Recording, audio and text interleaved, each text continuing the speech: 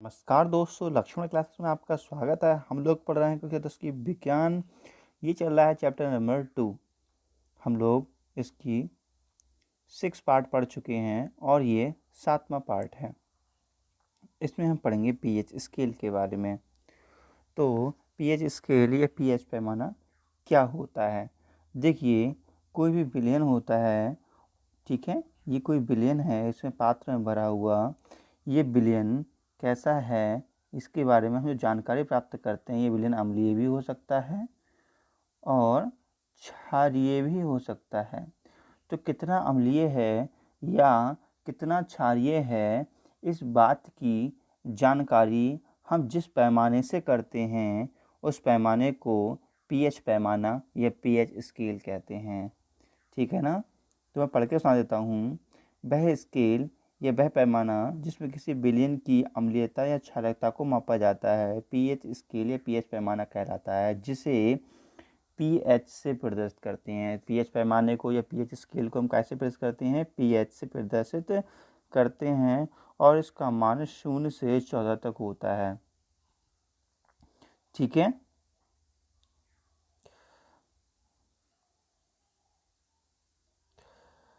देखो, ये पीएच पैमाना प्रदर्शित किया गया है। देखो, ये एक पीएच पैमाना प्रदर्शित किया गया है।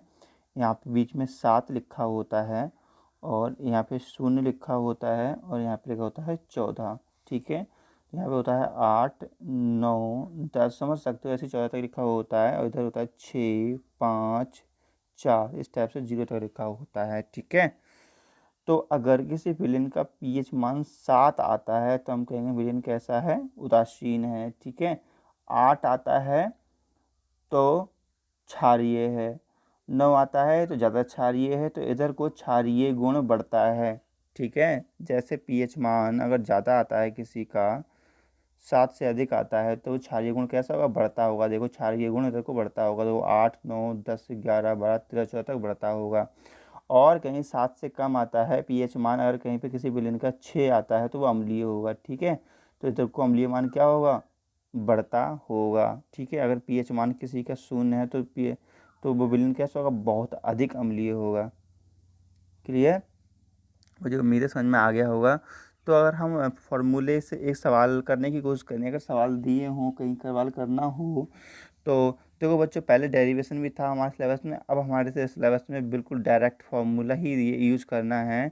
देखो, पीएच स्केल का जो फार्मूला होता है, तो पीएच ऐसे लिखा जाता है, पी की पावर एच। ठीक है। पी के ऊपर एच लिखा जाता है। P H equal to minus का लॉग, ये ब्रैकेट बड़ी में आते हैं, इसका मतलब होता है सांद्रता। क्या होता है? सांद्रता H प्लस आयन। ठीक है। आप लोग बड़ी ब्रैकेट ही बनाएंगे, समझ में आ रही है? ये सूत्र है, P H equal to minus का लॉग सांद्रता पर H प्लस आयन। ठीक है। तो इसकी परिभाषा देख सकते हो। जो ये क्या है? पीएच है। ये क्या है? ये पीएच है। ठीक है। तो किसी विलयन का पीएच उसके ऋणात्मक, ये कैसा है? ऋणात्मक लॉग की सांद्रता के बराबर होता है। ठीक है। ठीक है, मैं इसकी परिभाषा सुना देता हूँ, देखो जरा। तो टिपिकल परिभाषा है इसकी। देखो, किसी विलयन में H प्लस आयन, किसी विलयन में H प्लस आयन की सांद्रता के ऋणात्मक लॉग को पीएच कहते हैं। ठीक है। देखो, ये कोई विलयन है, ये कोई भी विलयन हो सकता है। किसी विलयन में H प्लस आयन की सांद्रता, ये क्या है? H प्लस आयन की सांद्रता के ऋणात्मक लॉग को पीएच कहते हैं। ठीक है।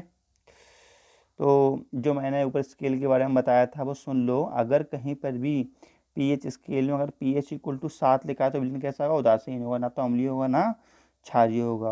अगर कहीं पीएच इक्वल टू 7 से ज़्यादा वैल्यू आती है, मैंने आपको भी समझाया था, जैसे ये पैमाना था, यहाँ पे 7 लिखा था और 7 से वैल्यू 8 अधिक 8 आती है तो विलयन कैसा होगा? क्षारीय होगा। मतलब 7 से अगर अधिक वैल्यू आती है तो कैसा होगा?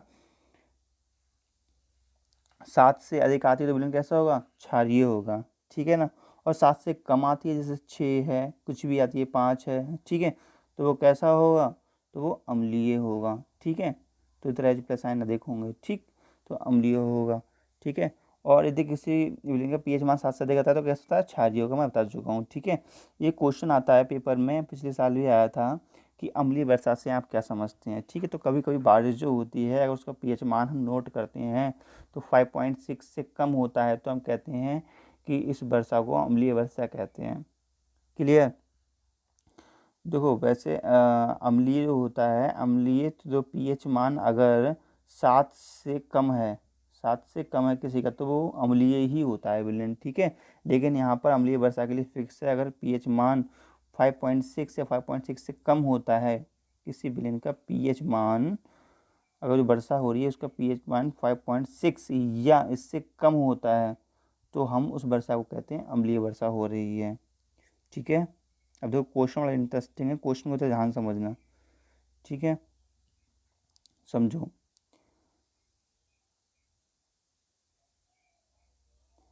ताजे दूध का पीएच मान 6.0 होता है, दही बन जाने पर पीएच मान में क्या परिवर्तन हो सकता है। ठीक है, तो किसी विलेन का पीएच मान कितना दे रखा है, ताजे दूध का 6 दे रखा है, और मैंने बताया था पीएच मान अगर 7 से कहीं कम लिखा है तो वो कैसा है, अम्लीय है। कैसा है, अम्लीय है। ठीक है, तो दूध कौन सी प्रकृति का हो गया, दूध कैसा हो गया, अम्लीय प्रकृति का हो गया। क्लियर, समझ में आया नहीं आया। दूध कैसा हो गया, अम्लीय प्रकृति का हो गया, दूध कैसा है, अम्लीय है। ठीक है, कहा दही बन जाने पर पीएच मान में क्या परिवर्तन आएगा। देखिए ध्यान सुनिएगा, जब वो दही बनेगा तो दूध पहले की तुलना में खट्टा होगा मीठा, भैया खट्टा होगा ना।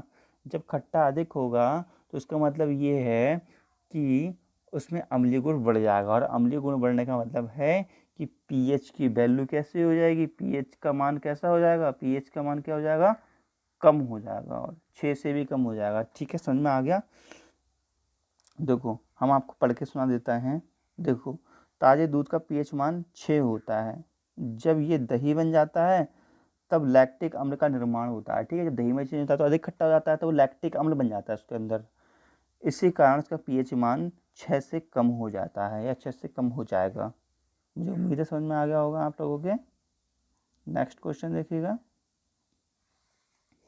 बहुत इंटरेस्टिंग क्वेश्चन है। देखो एक ग्वाला ताजे दूध में बेकिंग सोडा मिलाता है, एक ग्वाला ताजे दूध में बेकिंग सोडा मिलाता है।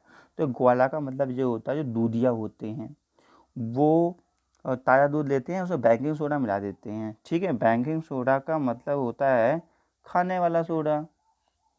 ठीक है ना, तो खाने वाला सोडा जो होता है वो भी क्या होता है, एक क्षारक होता है। कैसा होता है, क्षारक होता है। ठीक है, तो एक गोला ताजे दूध में बेकिंग सोडा मिलाता है और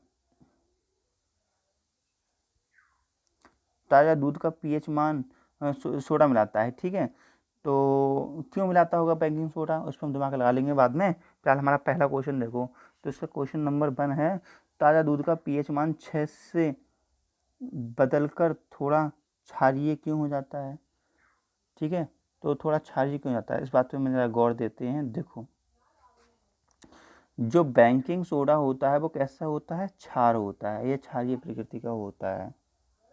ठीक है, और क्वेश्चन कह रहा है ताज़ा दूध का पीएच मान 6 से बदलकर क्षारीय क्यों हो जाता है। देखिए जब पीएच मान दूध का कितना होता है, 6 होता है, अब इसमें जब क्षार मिला दोगे तो पीएच मान बढ़ेगा कि नहीं बढ़ेगा, तो 6 से अधिक हो जाएगा, पीएच मान कैसा हो जाएगा, 6 से अधिक हो जाएगा, अर्थात विलेन कैसा हो जाएगा हमारा, क्षारीय हो जाएगा। ठीक है, समझ में आया।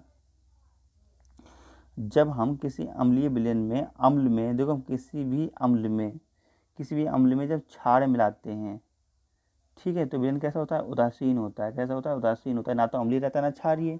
लेकिन जब ज़्यादा क्षार मिला देते हैं तो क्षार की मात्रा बढ़ जाती है, इससे विलेन कैसा हो जाता है, क्षारीय हो जाता है। ठीक है, तो उत्तर देखो इसका, जब ग्वाला ताजे दूध में बेकिंग सोडा या खाने वाला सोडा मिलाता है तो दूध अधिक क्षारीय हो जाता है। कैसे हो जाता है, अधिक क्षारीय हो जाता है, क्योंकि बेकिंग सोडा भी क्षारीय प्रकृति का होता है, अर्थात इस दूध का पीएच मान 6 से अधिक हो जाएगा। ठीक है, इसमें देखो 2 क्वेश्चन थे। नेक्स्ट क्वेश्चन देखो, इस दूध को दही बनने में अधिक समय क्यों लगता है। ठीक है, कह रहा है दूध को दही बनने में अधिक समय क्यों लगता है। देखो हम पहले बताएं, पहले था दूध, क्या था, दूध था जिसका पीएच मान कितना था, 6 था। ठीक है, अब इस अर्थात ये कैसा था, अम्लीय था। ठीक है, अब कह रहा है दही बनने में क्यों अधिक टाइम लगता है, इस दूध को दही बनने में अधिक टाइम क्यों लगता है ना, क्योंकि इसमें जब क्षारक मिला दिया था, जब हमने इसमें क्षारक मिला दिया तो ये विलयन अम्लीय थोड़ी ना रहा, ये पहले तो उदासीन हुआ। कैसा हुआ, पहले तो उदासीन हुआ, उदासीन होने के बाद फिर कैसा हुआ, क्षारकीय हुआ। जब ये विलयन क्षारकीय होता है तो इस कारण बहुत हल्के हल्के हल्के हल्के हो करके ये दोबारा अम्ल में चेंज होता है, इसी कारण अधिक समय लगता है। ठीक है ना, वो इस दूध को दही बनने में अधिक समय लगता है क्योंकि इस प्रक्रिया में बना लैक्टिक अम्ल ताजे दूध में मिला क्षारक, बेकिंग सोडा पहले उदासीन करता है, मैंने बताया था। जैसे अम्ल है उसमें हम बेकिंग सोडा या खाने का सोडा मिलाएंगे तो क्या करेगा, पहले दूध को उदासीन करता है, फिर अम्ल में बदलता है। ठीक है, जिसके कारण इसे दही बनने में बहुत अधिक समय लग जाता है। ओके, देखो ये लाफिंग गैस की ट्रिक्स है, मैंने आपको पहले बता रखी है कि कैसे याद करनी है। ट्रिक्स का वीडियो नंबर 5 में देख लेना। ठीक है, तो अब पीएच मान ज्ञात करने के लिए महत्वपूर्ण सूत्र, पीएच मान कैसे ज्ञात करते हैं वो मैं आपको अगली वीडियो में बताऊंगा। ठीक है, तो किसी भी विलयन का पीएच मान कैसे ज्ञात किया जाता है वो अगली वीडियो में बताया जाएगा आपके लिए। तो उसके लिए बने रहिए हमारे लक्ष्मण क्लासेस यूट्यूब चैनल में। तो प्यारे दोस्तों, अगर आपको थोड़ा समझ में आता हो तो प्लीज़ चैनल को लाइक कीजिए, सब्सक्राइब कीजिए और वीडियो को अधिक से अधिक शेयर कीजिए। और प्यारे बच्चों, आपके लिए ऐसे ही 10th क्लास का पूरा फुल कोर्स कराया जाएगा। Thank you.